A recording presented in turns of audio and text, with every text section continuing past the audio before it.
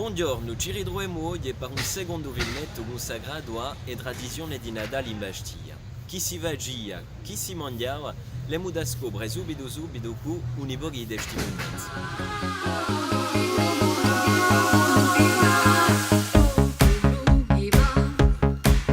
Giorgio, buongiorno. Salute. Come andiamo? Non c'è mica, non c'è male, va Ci bene. ritroviamo qui dunque in dei striloghi in Yeah, terreno. yeah. Abbiamo da parlare di una tradizione di Natale che è stata tramandata di voi secoli e secoli e di noi in da nostra famiglia. Allora, chi dice? Bene. Allora, si chiama un fuoco Yeah. e era all'epoca di quando i governatori stavano qui a Palazzo Genovese e tutti gli anni a vigilia di Natale c'era una grande cerimonia e per dire che tutte le autorità di Bastiglia i magistrati e tutti venivano a salutare il governatore, a dirgli un buon Natale, un buon e santo Natale e poi dopo sortivano tutti. Qui in questa piazza accendevano un grande fuoco e tutta sta gente sortia, venivano qui, facevano le litanie e lode, cantavano a Madonna.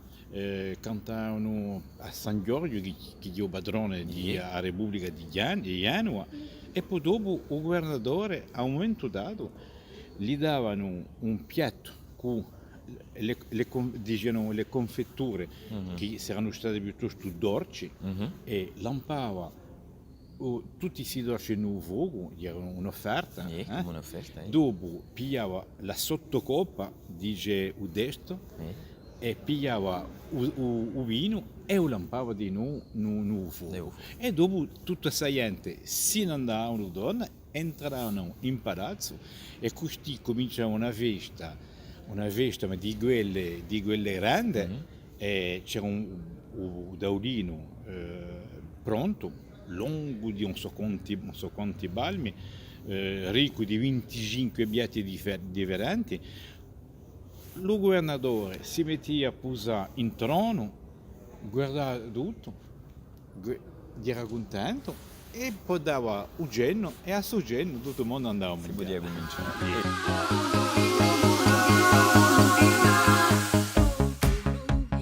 Ecco, ora ritroviamo a Batti Rafali. Batti, allora, abbiamo da parlare con voi di preparazione di Natale all'epoca. Dunque, la vostra gioventù. Nella gioventù preparavamo già il presepio. Si faceva il presepio qualche giorno avanti Natale, si preparava un tavolino, andavamo a cercare un mustio, ma sapete che noi chiamiamo l'erba wambì, questa erba zeppa che tagliamo a fette, che cresce ad era umida. E si pezzi di erba wambì, dunque ricoprivano tutto il tavolino.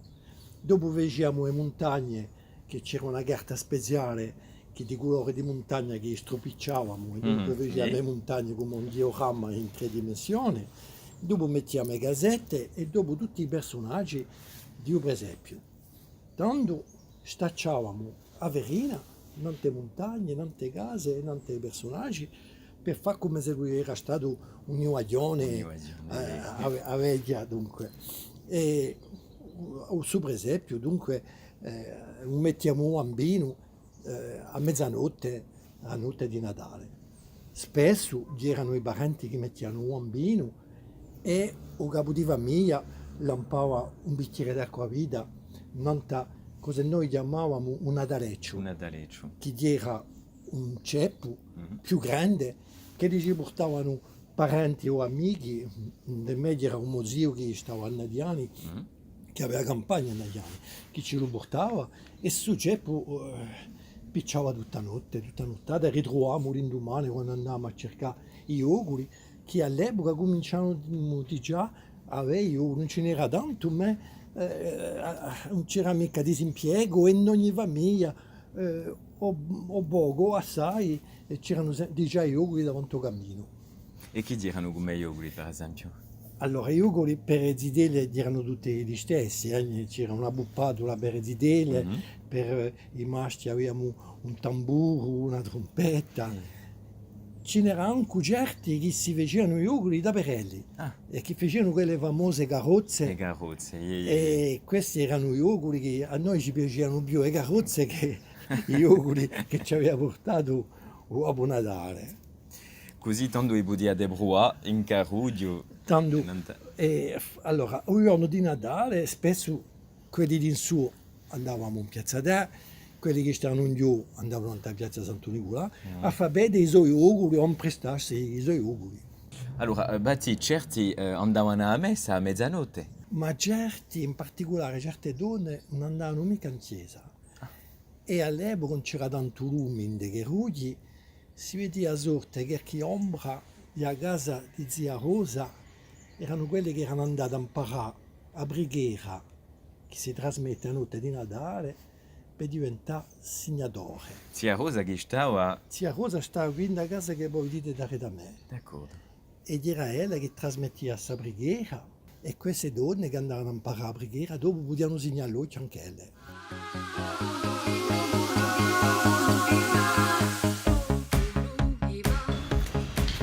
Mehmet, come andiamo? Allora, Piano piano. oggi con voi abbiamo da parlare di a festa di Natale. Di Natale. Tempi va, dunque, Tempi di fa. vostra zidellina. Voilà. Dunque, Allora, chi si io vede? tutto cosa mi ricordo, hai 8 anni, un uomo di Rostagno e a Veggia entrava. Era pescatore, Oui, oui. Bob era patron pêcheur, il était D'accord. président des patrons pêcheurs. E quando entrava faceva l'anguille spallate.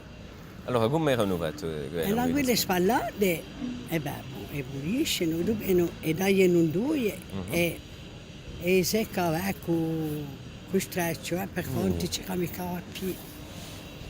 E sa di champena.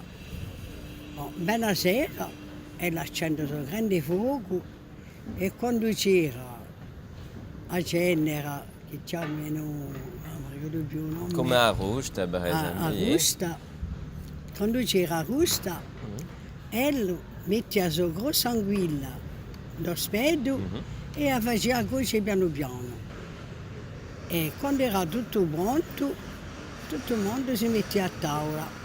Ora ne hanno anche troppo, angustine, crevette, Non è più le stesse affari, muscoli,